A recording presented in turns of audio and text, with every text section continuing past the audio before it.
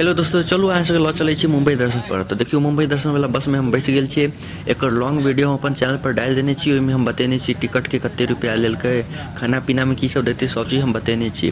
तो चलू अहाँ सबके आप देखाबै छी हम सब बस में केना मस्ती करैत जाइ छी एकदम बढ़िया। 1 रुपये 2 रुपये 5 रुपये 10 रुपये सिक्के कॉइन वगैरह यूज करते हो ना, इसी के अंदर मैन्युफैक्चर किया था, इसी के अंदर बनाया जाता है। मेन एंट्रेंस के देखिए ब्लैक कलर का एम बना हुआ भारतीय तक्षल आपके लेफ्ट साइड में सामने, और उसी के आगे देखिए व्हाइट बिल्डिंग, ये न्यू आरबीआई लेफ्ट साइड में, और यहीं से आपके राइट साइड में old RBI reserve bank of India का प्रोनल ऑफिस राइट साइड में सामने। यहाँ से हमारी गाड़ी जिस एरिया में एंटर चुकी है, इस एरिया का नाम है मुंबई फोर्ट एरिया।